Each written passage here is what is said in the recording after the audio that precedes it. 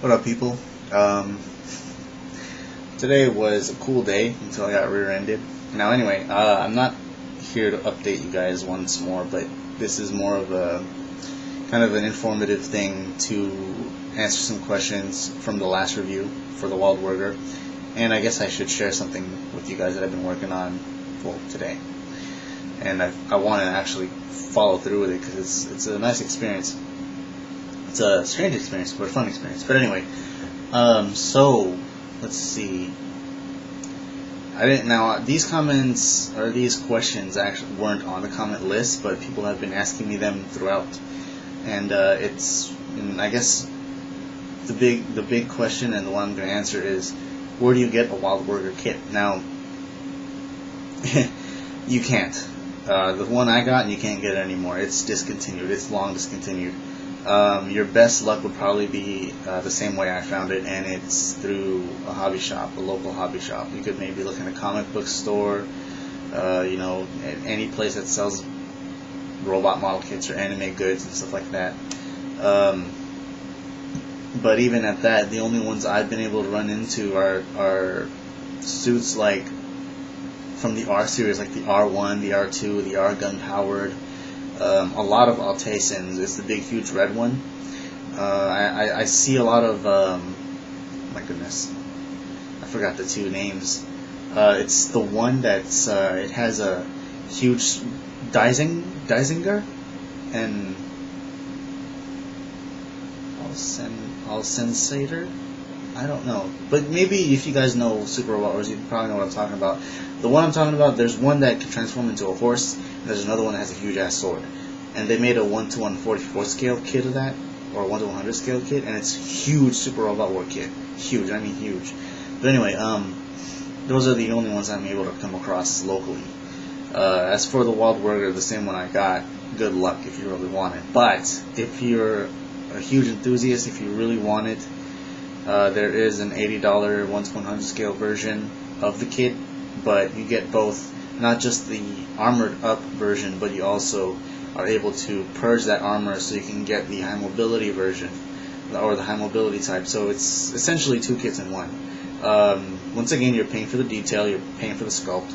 I haven't seen any pictures of it with any great poses, and that's not saying that it can't pull off any good poses. I don't know that for sure. I haven't checked. But if you can look into it. It's 1:100 scale Waldwerger. The unfortunate thing is you can't find its partner in crime, the Wild Falcon, because they come in pairs. Like, there's a kit actually where you can get them both in a pair, but that's also long been discontinued. And once again, good luck. That's why I provided you guys with Amazon or eBay, because those are probably the only ways you can get either the Waldwerger or the Wild Falcon separately or together. So, like I said, if you're trying, good luck. But if you really want to spend $80 on a 1:100 scale version, that's probably your only way. And I think the only way you'd probably get it is if you're a huge fan of the Waldwerger design. So yeah, that's one way. And like I said, that's the reason why I didn't provide you guys with a link like I've normally been doing lately.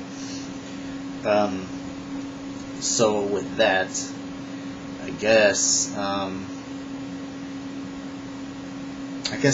I should tell you how much it cost. Not that it really matters, but I got it for $30. So do I think it's worth $30? Well, considering that the state that it's in now, aside from the paint apps, I'm talking about the physical state, like joints and stuff like that. Aside from that, it's essentially in the same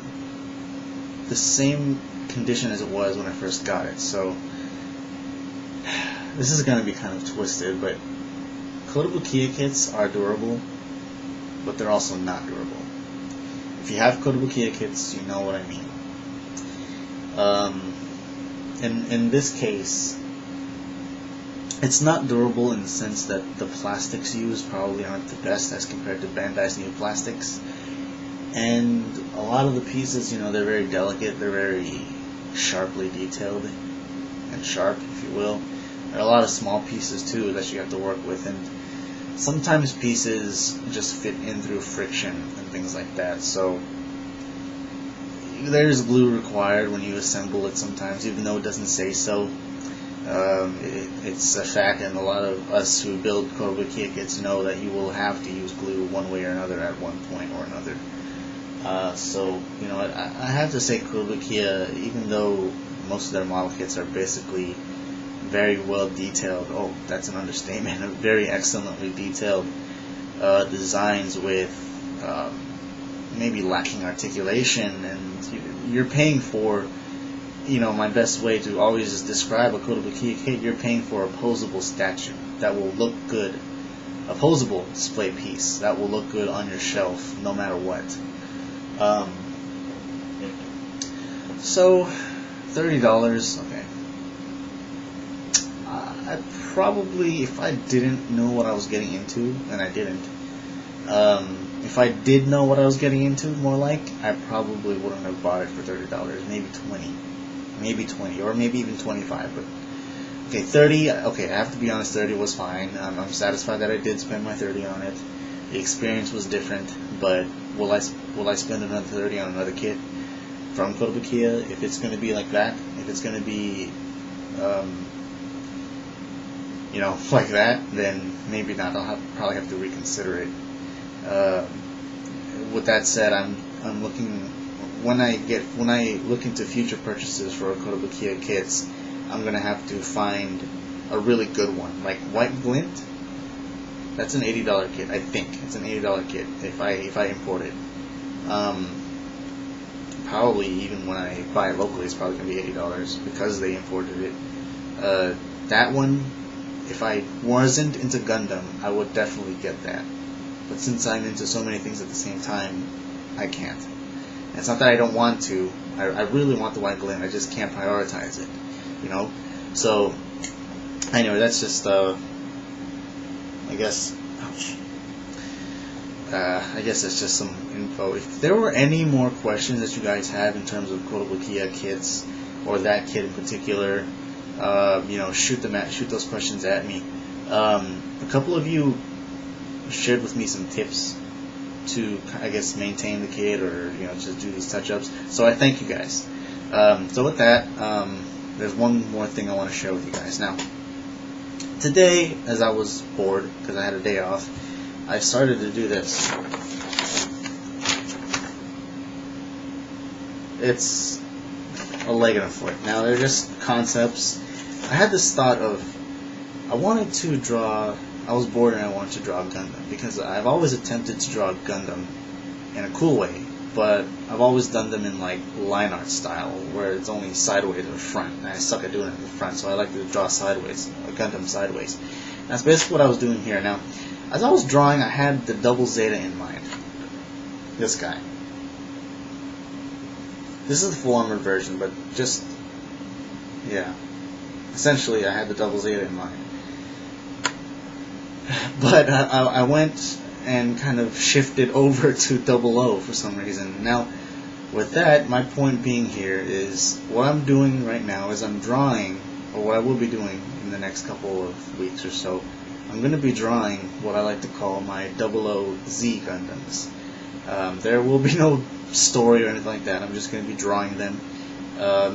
They're definitely going to be these overpowered suits, just judging by the design already, because this one has a whole bunch of thrusters already. Because, you know, like I said, I had Universal Sentry, the whole beefy, you know, solid feeling of Universal Sentry designs mixed with the polygonal, you know, angular, futuristic, modern designs of 00. I'm trying to mix those in somehow. And right now, what I'm working on is my take on a, I guess, powerhouse Gundam like Cerebi or Virtue. And like I said, I had the Double Zeta and other bulky Gundams like the Sentinel and the XS Gundam in mind. So once things come out, I only have a leg and a foot right now, but I do have the concept in mind. And also, there's also some Armored Core inspiration. And once you see the completed, it won't be completed. I can't draw it out yet, but I'll draw them in parts. Like I'll draw the leg, I'll draw the arms, I'll draw the torso and the head. You'll notice a whole bunch of like fusions, like with the 00, the Universal Sentry, the Armored Core. influences on these, I guess, Gundams. So that's a couple of things I've been working on. I've been just chilling out lately. So, if you haven't been watching them, my Super Deformed Blitz videos have been uploaded on my Versus Eclipse channel. So check those out if you haven't already. So, I'll catch you guys later. Peace.